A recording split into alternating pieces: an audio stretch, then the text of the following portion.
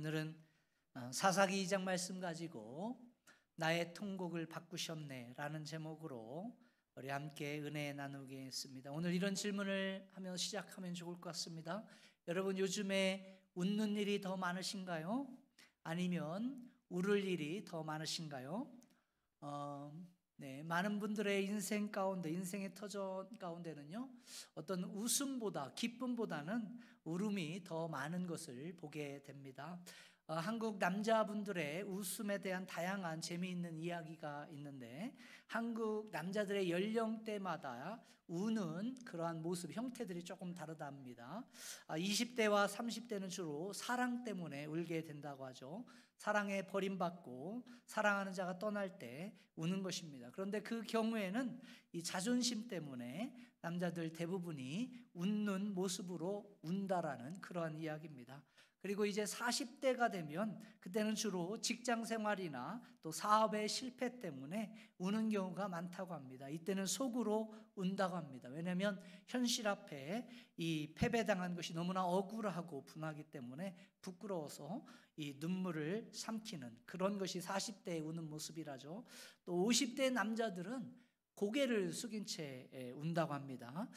고개를 숙인 채 우는 남자를 발견하면 50대구나 이렇게 생각하시면 됩니다. 왜 그런가 하면 이게 심리적으로 또 신체적으로 기능이 약화되면서 이 호르몬의 변화가 이렇게 시작되게 된답니다. 그러다 보니까 이 자신감을 상실하게 되고 고개를 숙인 채 울게 된다라는 것이죠. 이게 50대가 흘리는 눈물이라고 합니다. 또 이 60대 이상의 남성분들이 우는 모습은 숨어서 운다고 합니다. 때로는 산을 오르다가 울기도 하고 트레일을 하다가 혼자 운다고 하는 것입니다. 이유는 이제 자식들이 다 커서 이제 나가게 되고 이제 아내랑 사는데 이 아내마저도 이 자신을 버린 지 오래가 됐기 때문에 그리고 뭐 좀 속상해서 가까운 지인들에게 눈물을 쏟아봐야 받아줄 사람이 없기 때문에 홀로 버려진 채 그런 어떤 자괴감과 외로움에 이렇게 혼자 조용한 곳을 찾아서 운다라는 그러한 이야기입니다.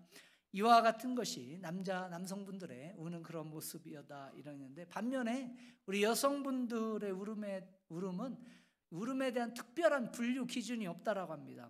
이유는 여성분들은 그냥 연령에 구분 없이 그냥 수시로 울기 때문에 그래서 여자분들이 울 때에는 우리 남성분들 조심해야 되는 게 뭐냐면 가서 왜 우느냐고 물어보면 안 된다는 거예요. 왜냐하면 여자분들은 울면서 본인이 왜 우는지 모르고 울 때가 종종 있기 때문에 그냥 울면 우나보다 이렇게 해야지 왜 자꾸 우냐고 이렇게 물어보면 안 된다는 것이죠. 솔직히 저와 여러분들의 현실은 우리가 웃고 웃을 일보다는 때로는 울고 싶을 그러한 일들이 굉장히 많은 것이죠. 그러나 저와 여러분들의 마음속에 이런 질문이 있는 것입니다. 과연 하나님께서 처음 천지를 창조하셨을 때, 그리고 우리 인간을 만드셨을 때 하나님께서는 오늘날 우리가 사는 모양처럼 이렇게 통곡하며 우는 인생을 살라고 하나님께서 우리 인간을 창조하셨을까 하는 것입니다. 여러분은 어떻게 생각하십니까? 하나님이 그렇게 저와 여러분들 창조하셨을까요? 저는 그렇지 않다라고 생각합니다. 하나님께서 우리 인간을 처음 창조하실 때는 사실 통곡하라고, 우는 인생 살라고 창조한 것이 아닙니다. 하나님이 에덴 동산에서 우리 인간을 만드실 때는요, 행복하라고 창조하신 것이죠. 그래서 우리가 창세기 1장 27절과 28절을 보게 되면 하나님께서 사람을 창조하신 이후에 우리 사람에게 5가지 큰 복을 허락해 주신 거예요. 우리 같이 한번 말씀을 읽어볼까요? 27절 28절 시작. 하나님이 자기 형상 곧 하나님의 형상대로 사람을 창조하시되 남자와 여자를 창조하시고 하나님이 그들에게 복을 주시며 하나님이 그들에게 이르시되 생육하고 번성하여 땅에 충만하라. 땅을 정복하라. 바다의 물고기와 하늘의 새와 땅에 움직이는 모든 생물을 다스리라 하시니라. 자, 이와 같이 하나님께서는 사람을 창조하신 후에 하나님의 은혜 가운데 거하면서 뭐 하라고 했어요? 생육하고 번성하고 충만하고 정복하고 다스리는 그와 같은 영광된 삶을 살라고 저와 여러분들을 창조하신 것이 하나님의 본래 창조의 목적이었죠. 그런데 왜 오늘날 우리의 삶에는, 저와 여러분들의 삶의 터전과 현장에는 이와 같은 행복과 기쁨이 넘치기보다는 고통과 아픔과 눈물의 인생이 더 많은 것일까요? 우리가 여러 가지 이유로 또 여러 가지 분야에서 설명을 할 수 있겠지만, 여러분, 아주 근본적인 이유는 우리 인간이 하나님께서 창조하셨던 그 본래의 위치에서 벗어났기 때문인 것입니다. 여러분, 하나님이 저와 여러분들에게 주신 본래적인 그 우리 인간의 목적, 그 목적을 상실하고 자기 마음대로 갈 길을 갔기 때문에 우리가 아무리 노력하고 애를 써도요, 우리 인간은 슬픔의 그 장막을 떠나서 살아갈 수밖에, 그 슬픔의 현장 가운데, 고통의 현장 가운데 살아갈 수밖에 없다라는 것입니다. 이와 같이 하나님의 본래의 목적과 의도, 그리고 하나님이 저와 여러분들의 우리 인간을 창조하신 그 본래적인 그 목적을 떠나서 인간의 자기 마음대로 떠나간 것, 이것을 성경은 뭐라고 부르느냐? 이것을 죄다, 이렇게 부르는 거예요. 여러분, 하나님께서 떠난 인간이 자기 마음대로 살겠다 떠나는 거, 이것이 죄라는 것이죠.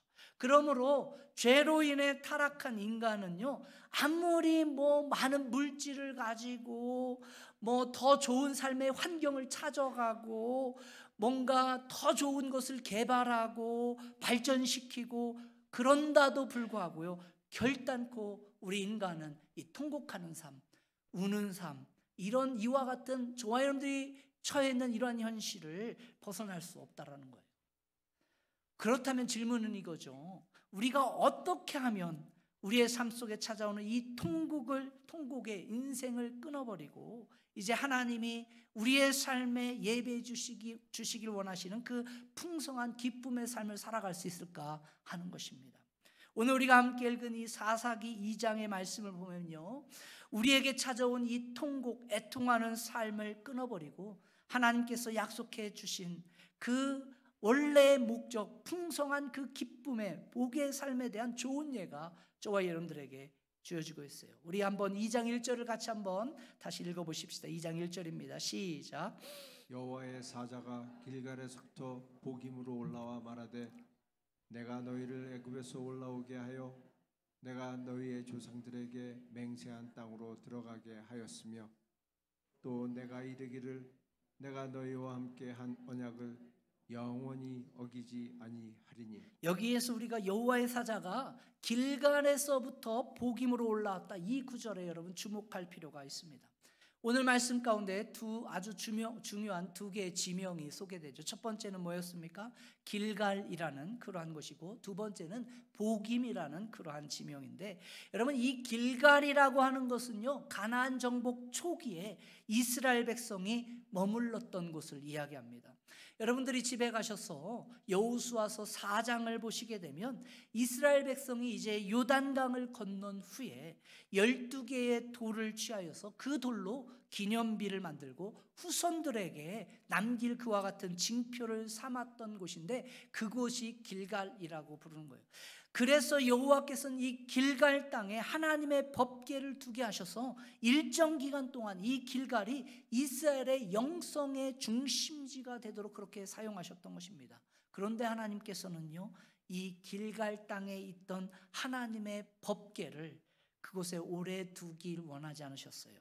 나중에 가나안 땅에 들어간 후에는요, 하나님의 법궤를 길갈에서 베델이라는 곳으로 옮기게 하신 것입니다. 여기에서 궁금한 질문이 하나 생기는 거예요.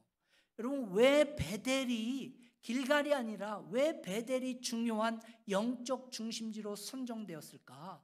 그리고 그곳에 하나님의 법궤를 두게 하셨는가 하는 것입니다.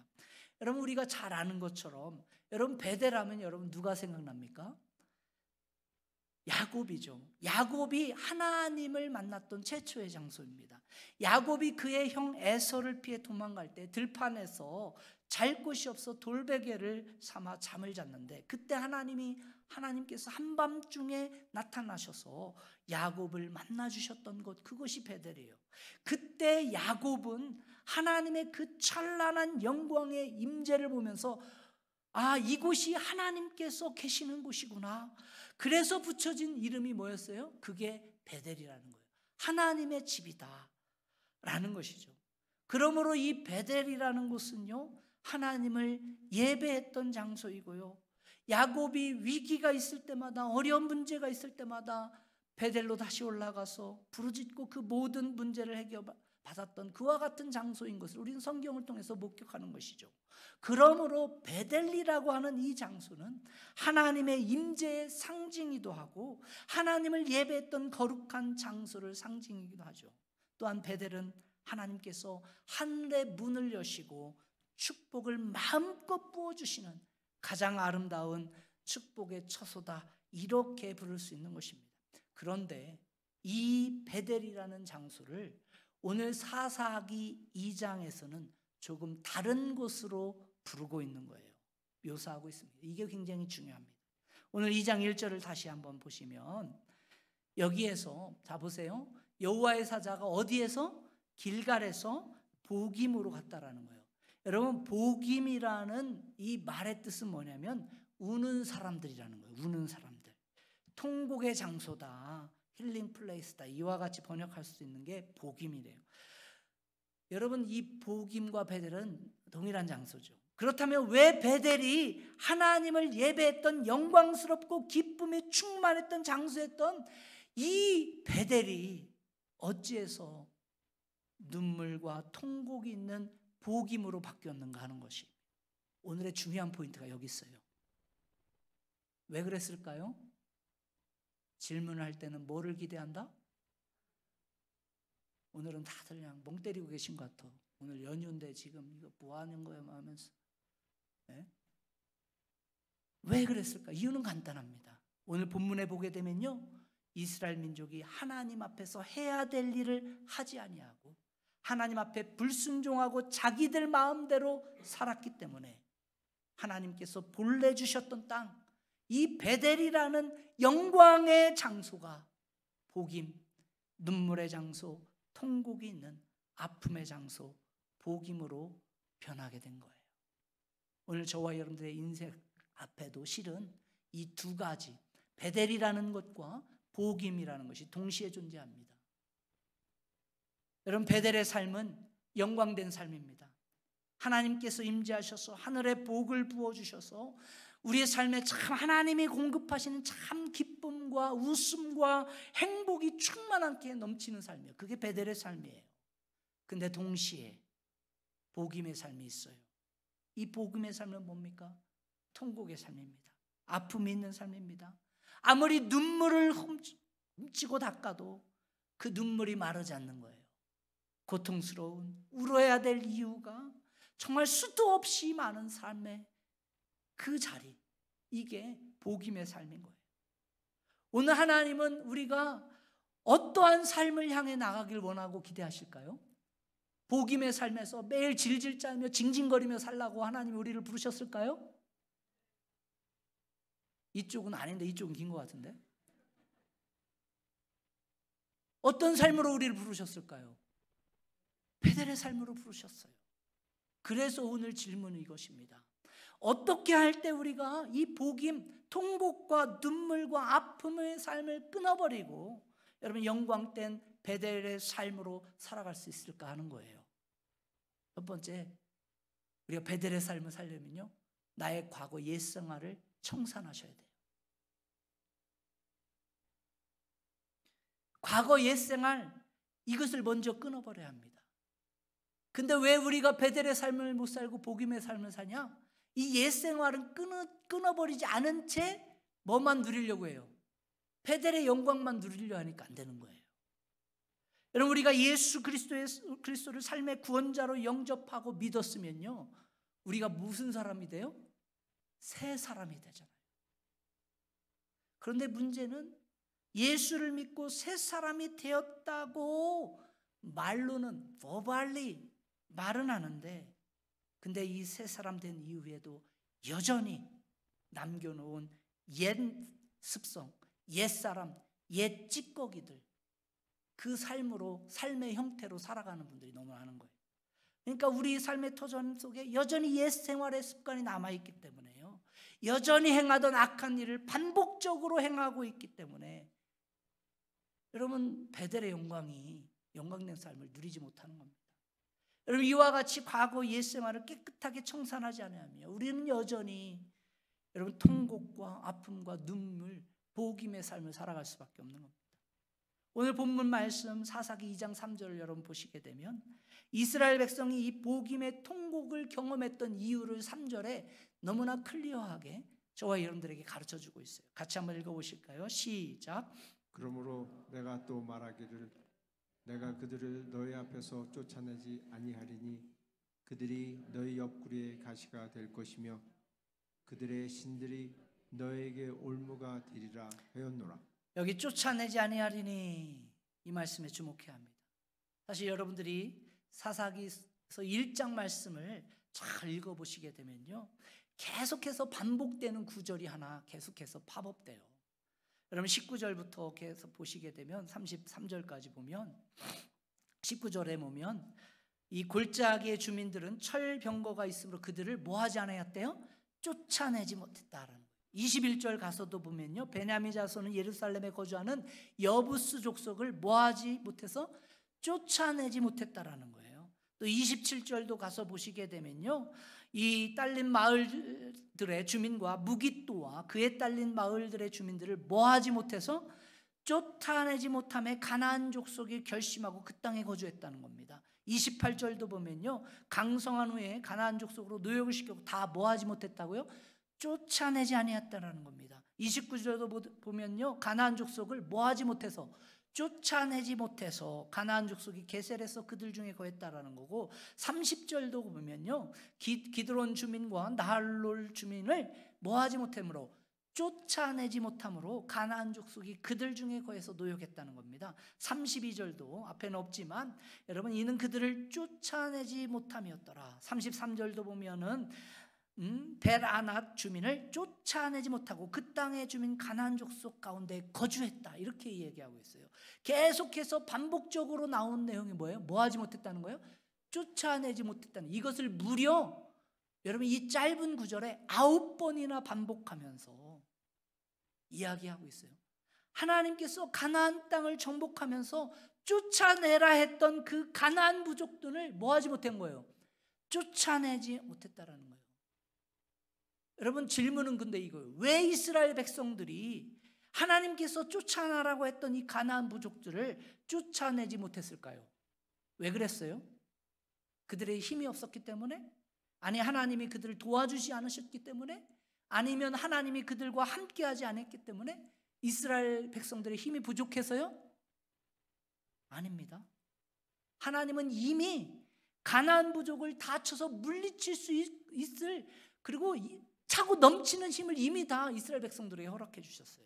그래서 사사기 1장 2절을 보면요, 하나님이 이미 못을 박았어. 그들을 손에 넘겨주었노라, 이렇게 이야기하고 있어요. 내가 가나안 족속을 이미 너희들의 손에 넘겨줬다, 이렇게 말씀하는 거예요. 그러나 이스라엘 백성의 마음속에는요, 진심으로 가나안 족속을 청산할 의지가 있었을까요? 없었을까요? 있었던 것 같네. 없었어요. 오늘 저와 여러분들의 영적인 생활도 마찬가지입니다. 여러분, 왜 과거를 청산하지 못하고요, 왜 계속 과거에 얽매여서 사는 줄 아십니까? 내 삶 속에 있는 그 과거의 찌꺼기가 계속 여전히 남아서 나를 드라이브하게 하는 줄 아세요?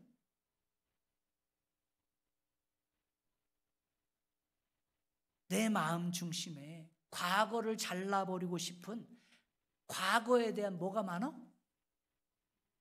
어떻게 하셨어? 하산, 이제 끝났어.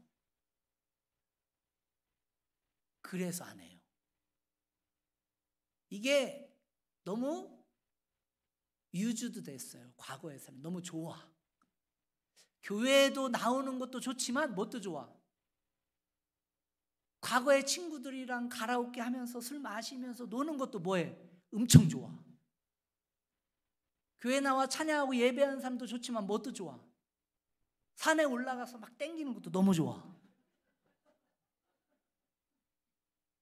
청산이 안 돼요. 내 마음 가운데요, 그냥 그대로 살고 싶어. 우리가 정말 여러분 마음속에 단호하게 결단을 내리고 예수 그리스도의 십자가의 그 능력이 내 모든 과거의 죄를 감당하셨음을 분명히 믿고 우리가 주님 앞에 나아갈 때 성령께서 저와 여러분을 압도하시고 강권적으로 인도하시는 거예요. 그와 같은 경험이 있을 때 과거가 좋아 보이잖아요. 과거가 좋던 게 좋지가 않아요. 이게 새로운 삶의 시작입니다. 그러나 문제는 뭐냐? 우리 안에 이와 같은 결단과 회심, 주님을 만난 그 키에로케고로의 표현을 빌리자면 믿음의 도약이 점핑과 같은 그러한 계기가 없는 거예요. 없었던 겁니다. 그냥 culturally, 문화적으로 그냥 어그리하는 거예요. 버발리, 그럴 수 있어, 괜찮아, 그것도 좋아, 이렇게 되니까요 이게 안 되는 거예요. 그러나 여러분 뭡니까? 예수 그리스도의 그 보혈의 능력이 나를 감싸고 성령이 강권적으로 나를 그냥 감싸고 휘감아서 성령이 아큐파이하는 거, 우리를 막 휘감아서 우리를 이끄시면요 죄가 더럽게 보이는 거예요. 나의 옛 생활이 추악해 보이는 겁니다. 하나님의 생명이 귀하게 존귀하게 보여지는 거예요. 그러면 어디에 굴복할 수밖에 없을까요? 하나님 앞에 굴복할 수밖에 없는 거예요.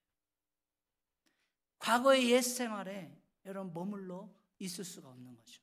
과거에 행하던 악한 모습 그대로 행해갈 수가 없습니다. 제 가운데 악이 악인 것을 모를 수가 없어요. 자기를 속일 수가 없어요. 왜? 누가 계시니까? 성령이 계시니까. 근데 우리는 자기를 속여요. 포장하니까. 그런 것처럼, 믿는 것처럼, 신앙이 좋은 것처럼, 뭔가를 안 것처럼. 아닙니다. 그러니까요 계속 반복적인 죄를 지을 수밖에 없는 거예요. 여러분 왜 이와 같은 것들이 반복적으로 일어나냐? 이런 이유예요.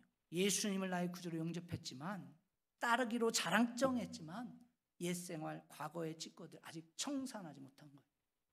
진정한 회심과 회개가 없었던 겁니다. 쫓아내야 할 가나안 족속을 뭐하지 않은 거예요? 쫓아내지 않고 살짝 남겨둔 거야. 살짝. 그 살짝이 문제예요. 오늘 그리스도인들에게서의 문제는 그 살짝이에요. 예수님을 한 7, 80% 좋아. 근데 세상이 그래도 30% 좋아. 이 30%가 문제인 거예요. 오늘 하나님께서 저와 여러분들의 인생 가운데 내 마음대로 살면서 죄악 가운데 넘겨졌던 저와 여러분들을 향한 옛생활, 나의 과거를 청산하시기를 오늘도 초청하고 기대하고 계신 줄 믿습니다. 그래서 하나님은요 저와 여러분들을 부르실 때, 초청하실 때 너의 과거가 얼마나 더러웠는지, 너가 정말로 어떠한 죄를 짓고 정말로 그와 같은 더러운 삶을 사는지 이런 거 물어보시지 않으십니다. 그런 게 중요한 것이 아니에요. 과거 내가 저질렀던 죄악이 얼마나 추악하고 무거운가, 이런 게 중요한 것이 아니에요. 지금 하나님께서 물으시는 것은 뭐냐? 한 가지예요. 오늘 그 과거를 지금 청산하고 어떻게 방향을 턴해서 누구한테 나왔냐? 예수 그리스도 보혈의 능력 앞에 나왔냐? 이거를 보시는 거예요. 여러분 우리가 어떠한 과거의 상처를 가지고 있을지라도, 어떤 과거의 흔적이 아무리 강력한 자국으로 여러분 가운데 남아있다 할지라도 그 모든 과거를, 옛생활을 청산하고 누구 앞으로 돌아오게 되면, 예수 그리스도 앞으로 돌아오게 되면, 예수 그리스도의 십자가의 그 부활의 능력과 그 구원하심의 능력 앞에 나오게 되면, 그때 우리는 어떠한 삶을로? 오늘 설교 안 듣기로 작정했어요? 그때 새로운 삶으로 살아가는 겁니다. 제가 12년 동안 가르친 성경 공부의 핵심적인 단어는 한 가지예요. 하나님은 우리에게 better life를 가르쳐주지 않았습니다. 하나님은 무슨 삶을 가르쳐줬다고 우리에게? 다시 목회해야겠네. better life가 아니라 무슨 라이프? new life를 말씀해 주신 거예요. 여러분이 오늘 이 아침에 이 예배 자리에 better life를 찾아오셨다면 변지수를 잘못 찾아오신 거예요. 돌아가셔야 돼요. 무슨 라이프를 찾아서? 뉴 라이프를 찾아서 오셨어야 돼요. 그 뉴 라이프가 뭐예요? 예수 그리스도로 말미암아 하나님으로부터 떨어졌던 우리가 누구와 하나 되는 거예요? 하나님, 예수 그리스도로 말미암아 하나님과 하나 돼서 하나님 안에서, 그리스도 안에서 abide in Christ, 예수 그리스도 안에서 살아가는 삶, 이게 뉴 라이프예요. 이게 저와 여러분들의 과거를 청산하는 삶이에요.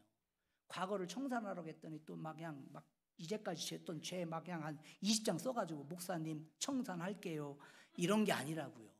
여러분이 100장을 써와 보세요. 그렇지 않습니다. 여러분 정말 예수 그리스도의 보혈 앞에 이 뉴 라이프를 향해 나오신 여러분 되어지길 주님 간절히 축원드립니다. 우리가 한 걸음 더 나갔어요.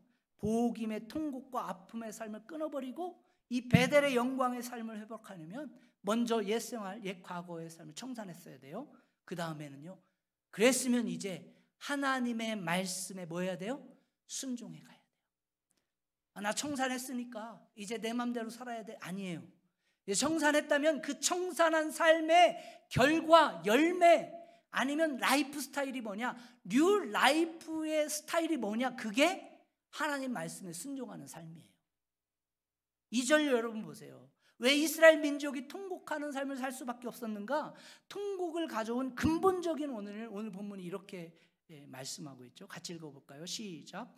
너희는 이 땅의 주민과 언약을 맺지 말며 그들의 제단을 헐라하였거늘 너희가 내 목소리를 듣지 아니하였으니 어찌하여 그리하였느냐. 여기에 내 목소리를 듣지 아니하였으니, 여기에 동그라미 하시고요, 별표 5개 하시고, 여러분 이거를 날마다 묵상하셔야 돼요. 이스라엘 민족이 그 영광된 베델을 복임이라는 그 통곡의 장소로 만들었던 이유는 하나예요. 바로 이거예요. 내 목소리를 뭐 하지 않았어요? 듣지 않는 거예요. 하나님께서는 가나안 정복 전에 이미 모세와 여호수아를 통해서 이스라엘 백성들에게 수도 없이 말씀했습니다. 셀 수 없을 정도로 하나님께서는 이스라엘 백성들에게 리피틀리, 반복적으로 계속 말씀해 주셨어요. 뭐라고요?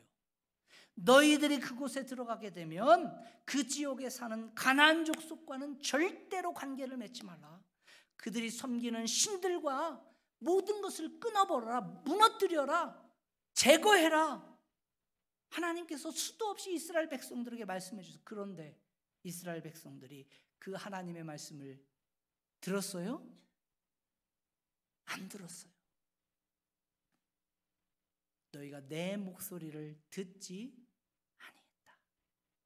사랑하는 성도님들, 하나님께서 오늘 저와 여러분들에게 말씀해 주실 때는 다 이유가 있습니다.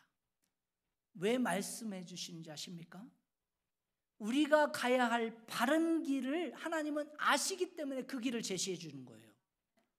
근데 그 길은 많은 부분 나의 생각과 나의 계획과 나의 의지하고는 굉장히 다른 길이에요. 왜냐하면요, 뭐가 다르기 때문에 그러면 패러다임이 달라요. 우리의 가치 기준은 세상의 가치 기준이에요.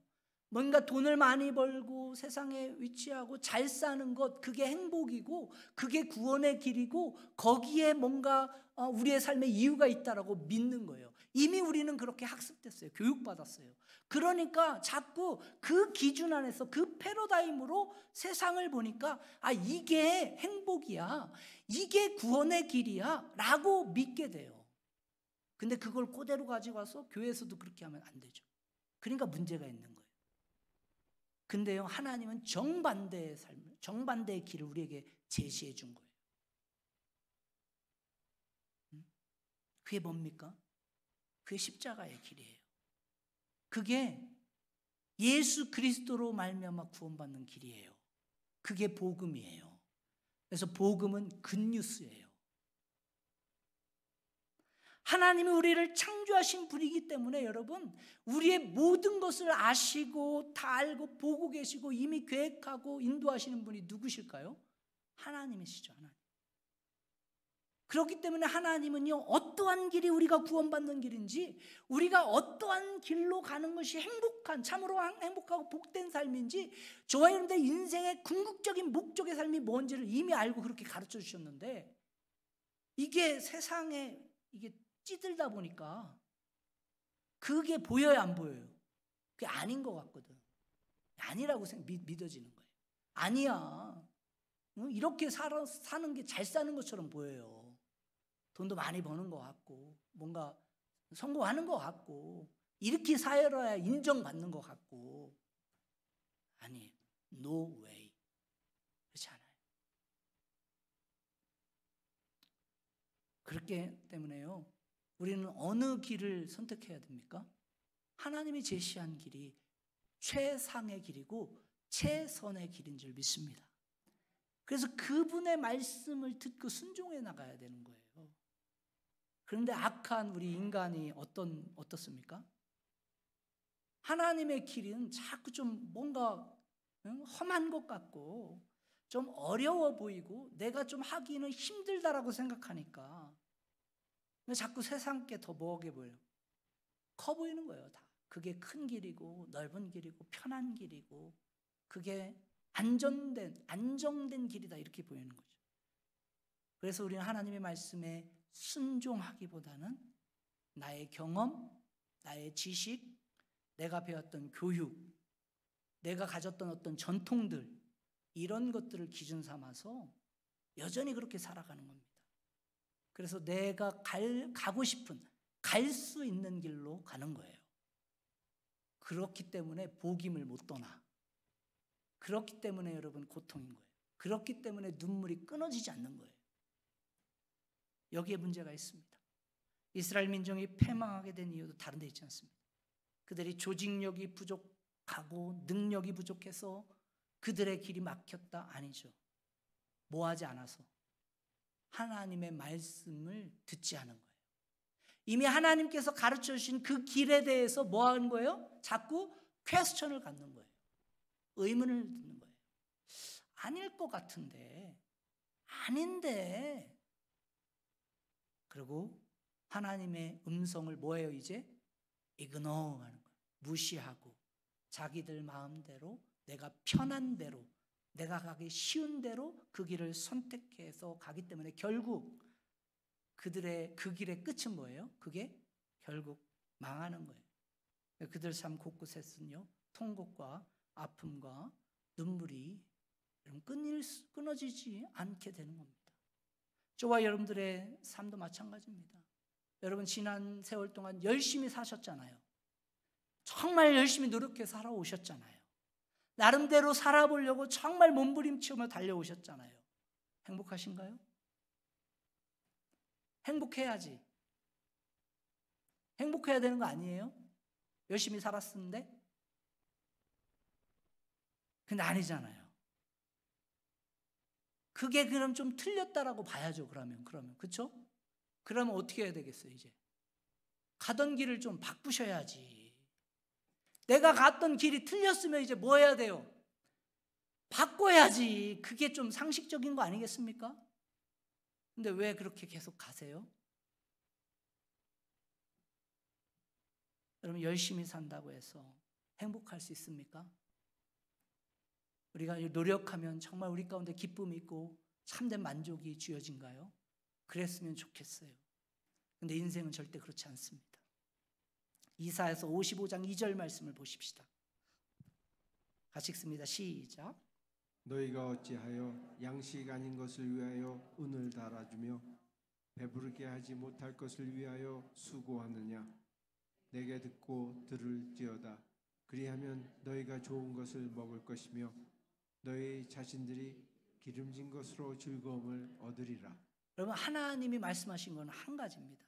너희들이 세상의 은과 금을 구하기 위하여 정말 헛된 수고를 계속 하는데 나에게 와서 좀 내 말을 들어라.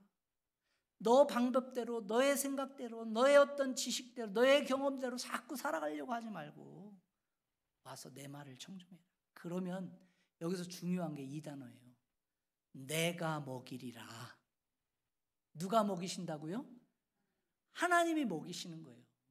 하나님이 먹이시는 것을 공급해서 살아가는 게 그게 하나님의 백성이에요.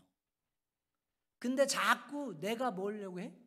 내가 먹으려고 하니까 너희들 마음속에 내가 보여주는 기쁨이 참, 그때요 참된 기쁨이고 참된 만족이 있는 겁니다. 이게 주님이 약속해 주신 약속이에요. 누가 먹이신다? 하나님이 먹이신다. 여러분, 선교단체 중에 여러분 잘 아는 YM이라는 선교단체가 있습니다. 이 YM의 선교 특징 중에 하나가 뭐냐면은 이 하나님의 음성을 잘 듣고 분별하고 그 하나님의 말씀을 잘 따라가도록 하는 훈련들을 많이 하는데, 이 1976년도 이 캐나다 몬트리올에서 하계올림픽이 열렸어요. 그때 이 YM에서 그곳에 찾아온 수많은 사람들에게 복음을 전하기 위해서 전도 자원봉사자 1600명을 세계적으로 모집을 했어요. 그때 이 1600명의 젊은 자원자들이 미국과 캐나다, 영국 곳곳에서 모여들게 된 겁니다. 그들이 자기 발런티어를 있기 때문에 자기들이 자기 비용을 들여가지고요, 이 캐나다 몬트리올에서 2주간 머물면서 올림픽 기간 동안에 복음전도 사역을 감당하기 원했던 거예요. 이 1600명의 젊은이들 중에 스코틀랜드 출신의 쉴라 월시라고 하는 그 한 자매가 있었습니다. 이 자매도 당시 이 런던 바이블 칼리지를 다니고 있었기 때문에 이 마음속에 이 캐나다 몬트리올에 가서 복음을 전하고 싶은 그와 같은 열망이 있었던 거예요. 그런데 돈이 충분히 있지 않았습니다. 그때 어떻게 하면 될까요? 하나님의 뜻은 분명한데 돈이 없으면 뭐 해야 돼요? 네, 기도해야겠죠. 이 쉴라 자매도 하나님 앞에 기도를 했습니다. 하나님, 몬트리올에 가고 싶습니다. 그런데 돈이 없어요. 그랬더니 하나님이 여러 가지 방법을 통해서 갈 수 있는 그와 같은 비용을 마련해 주셨던 거예요.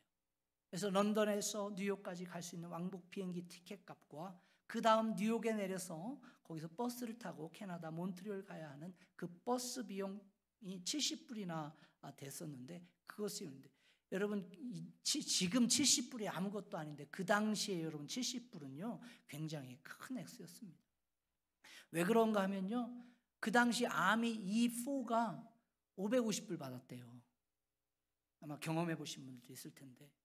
그런데 이 자매가 그 70불, 근데 이 2주간의 사역을 마치고 돌아와야 하는데 이 딱 봤더니 70불이 그 버스 비용인데 63불밖에 없는 거예요.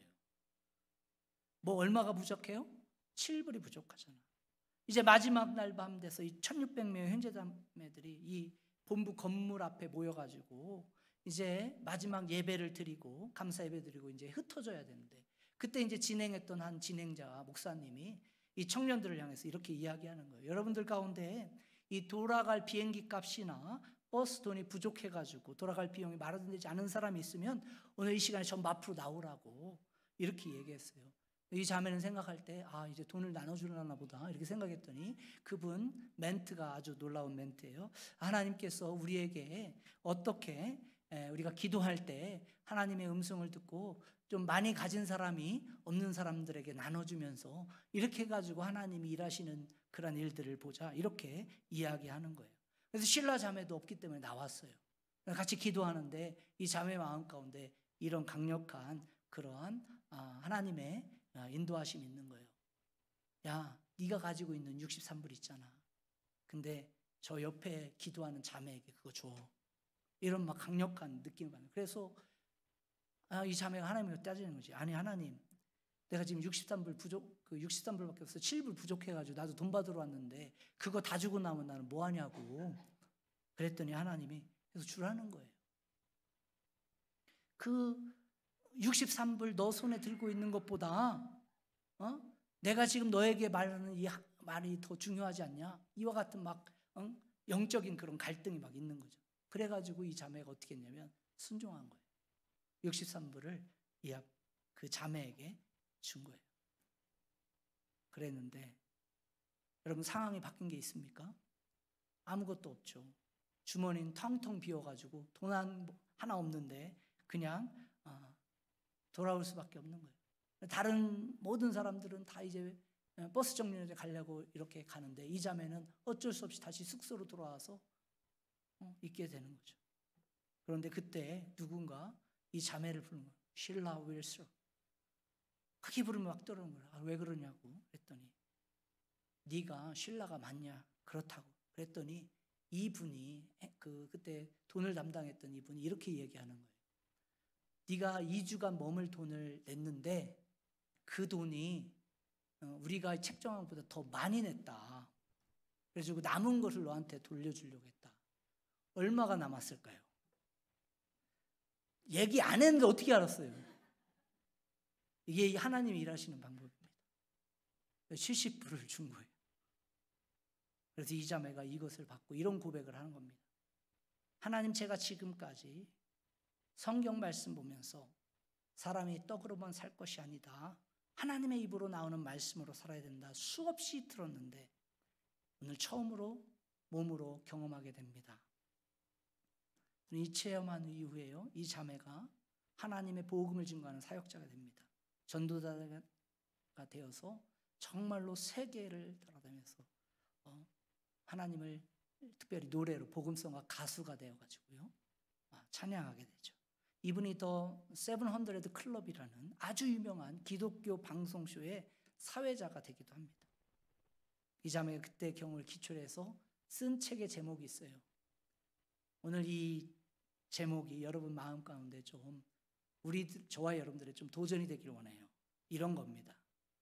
Life is tough, but God is faithful. 우리 성도님들 역시 수준이 높아. 영어를 다 알아들으셔. Life is tough, but God is faithful. 우리가 무게의 중심을 어디에 둬야 될까요? 라이프가 터프하다는 거에 더 둬야 될까요? 아니요. God is faithful 하다는 거. 이게 차이입니다. 이게 신앙인들의 차이예요. 라이프 터프하다는 것은요, 모든 사람들이 다 인정하고 고백하는 거예요. 아, 삶이 힘들어. 아, so stressful. So weird. 이거는요, 모든 사람들이 다 얘기하는 거야. 라이프 힘들잖아요. 저라고 안 힘들겠어요? 저 무지 힘들어요. 무지 힘들어. 여러분, life is tough 하다는 건 모든 사람들이 다 힘든 거예요. 근데 무게의 중심을 어디에 둬요? But God is, 라이프가 터프하지만 누가? 하나님 faithful하시다. 하나님 신실하시다.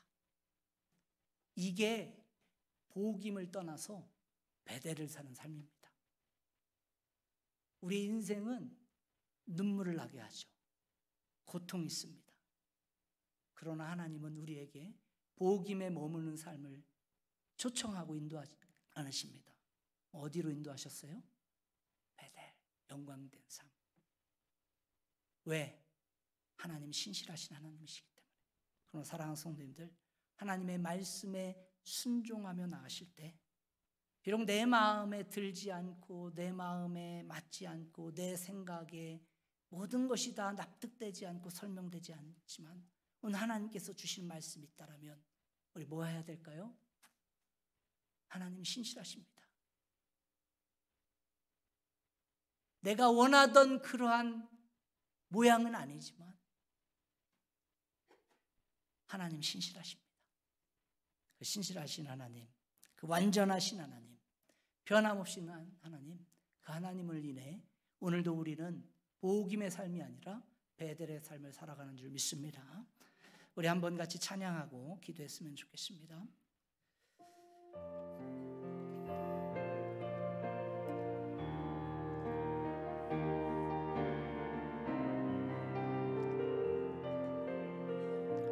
주여 우린 연약합니다. 주여 우린 연약합니다. 오늘 힘겨워합니다. 우린 오늘을 힘겨워합니다. 주 뜻 이루며 살기에 부족합니다. 우린 연약합니다. 주여 우린 넘어집니다. 주여 우린 넘어집니다. 오늘 하루 또 실수합니다. 주의 긍휼을 구하는 죄인입니다. 우리 주만 바라봅니다. 한없는 주님의 은혜, 한없는 주님의 은혜, 온 세상 위에 넘칩니다. 가릴 수 없는 주영 온 땅 위에 충만합니다. 온 땅 위에 충만합니다.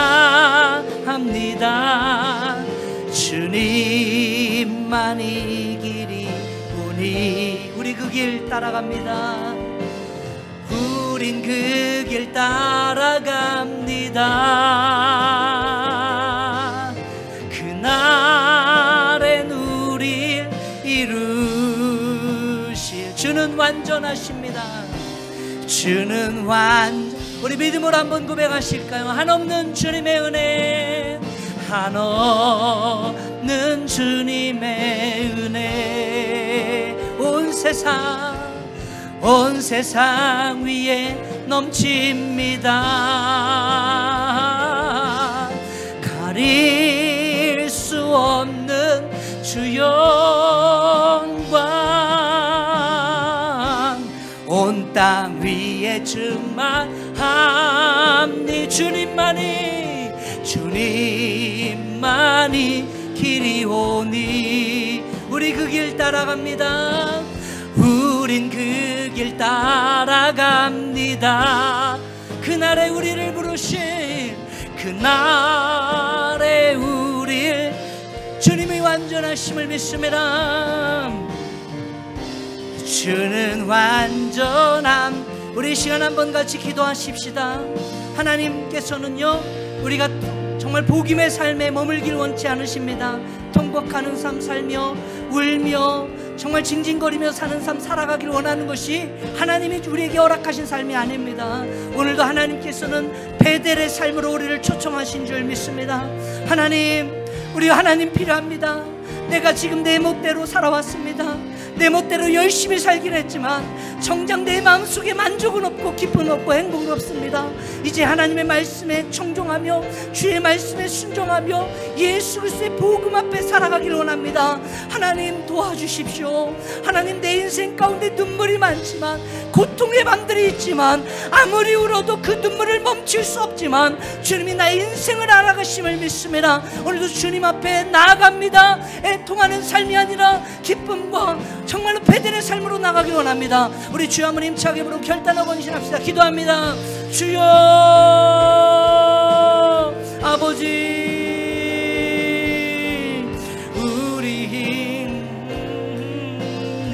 우리입니다.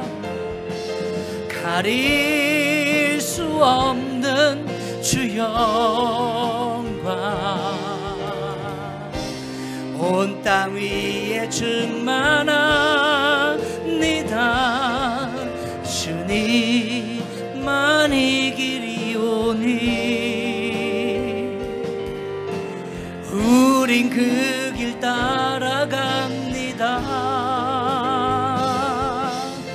그날에 우리 이루신 주는 완전함.